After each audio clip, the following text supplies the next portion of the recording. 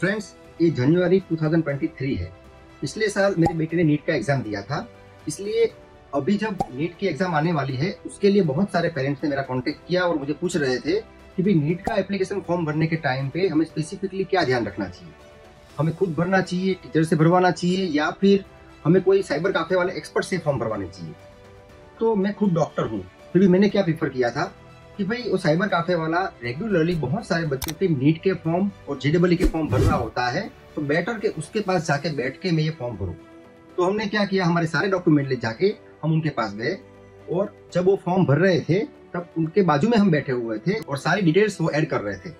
अब इसका फायदा क्या होता है, वो रेगुलरली सारी डिटेल्स ऐड करता होता है, इसलिए उसको पता है कि कहाँ पे कौन से पॉइंट पे हमें खास ध्यान देना है।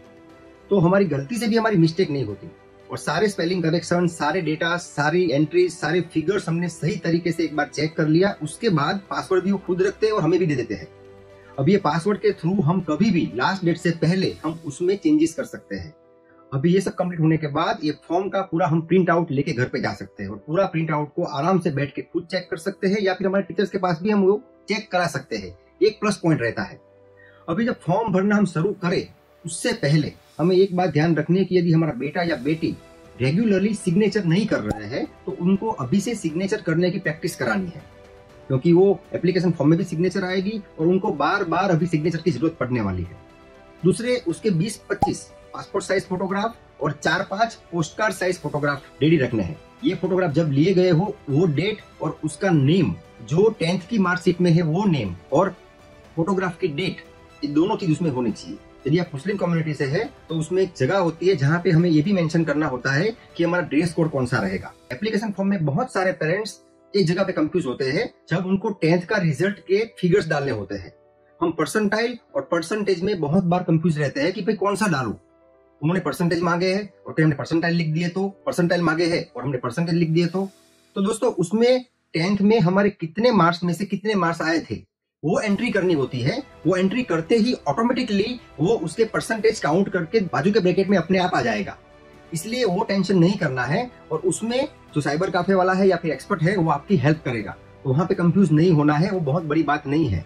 हमारे पास 10th की मार्कशीट और उसका पासिंग सर्टिफिकेट होना चाहिए। और दूसरा कि जब बच्चा एग्जाम हॉल में एंट्री करेगा तब उसको आईडी प्रूफ चाहिए होगा। उसमें पासपोर्ट या आधार कार्ड का चॉइस दिया होता है। मान लो आपने आधार कार्ड का चॉइस रखा हुआ है तो मेक श्योर उसमें आधार कार्ड का नेम और 10th की मार्कशीट का नेम दोनों सेम होने चाहिए। By mistake, by chance Aadhaar card के नेम में एक आध लेटर का डिफरेंस है 10th की मार्कशीट से, तो आधार कार्ड में हम अप्लाई करें कभी भी आधार कार्ड में नेम में हम फेरबदल कर सकते हैं। मगर यदि हम पासपोर्ट सिलेक्ट करते हैं तो पासपोर्ट में ये प्रोसेस बहुत ही लेंदी हो जाएगी। इसलिए मेक श्योर कि आप आईडी प्रूफ के तौर पे आधार कार्ड सिलेक्ट करें और आप चेक भी कर ले कि आधार कार्ड में और 10th की मार्कशीट में दोनों में सेम नेम है। ये बहुत ही ज्यादा इंपॉर्टेंट है। अदरवाइज छोटी सी मिस्टेक की वजह से भी एग्जामिनेशन हॉल में आपकी बेटे की एंट्री की मना हो सकती है। इसलिए 10th की मार्कशीट का नेम ही सब जगह पे हमें यूज करना है। दूसरा एक बहुत कंफ्यूजिंग पार्ट रहता है फिंगरप्रिंट्स। हमें 5 उंगली की फिंगरप्रिंट ऐसे दबा के प्रिंट करनी होती है। इसमें आप 100% कंफ्यूज होने वाले हो, मैं भी हुआ था। इसलिए बेटर कि वो जो साइबर कैफे वाला था, जो एक्सपर्ट था, जो हर बार फॉर्म भरता था, उसने हमको गाइड किया कि इस तरीके से फिंगरप्रिंट रखो और इतनी इतनी फिंगरप्रिंट आनी चाहिए। उसका फोटोकॉपी, उसका पीडीएफ हमें फॉर्म के साथ अपलोड करना होता है। और यदि आप रिजर्व कास्ट में आते हो तो आपका सेंट्रल गवर्नमेंट का कास्ट सर्टिफिकेट आपको रेडी रखना है। यदि आप स्टेट से बाहर किसी कॉलेज में एडमिशन का प्लान कर रहे हो तो आपके पास एक माइग्रेशन सर्टिफिकेट नाम की चीज भी होनी चाहिए। ये दोनों चीज आपको सिर्फ रेडी रखनी है। ये फॉर्म में अपलोड करनी नहीं होती है, मगर इसकी जरूरत पड़ेगी एग्जाम के बाद। तो अभी से आप उसकी प्रोसेस करना शुरू कर दोगे तो आप उसमें सेफ हो जाओगे। Migration certificate and caste certificate जो सेंट्रल गवर्नमेंट से इश्यू हुए हो। अभी ऑलमोस्ट जो बात कंसीडर करनी थी सारी मैंने कवर कर ली है।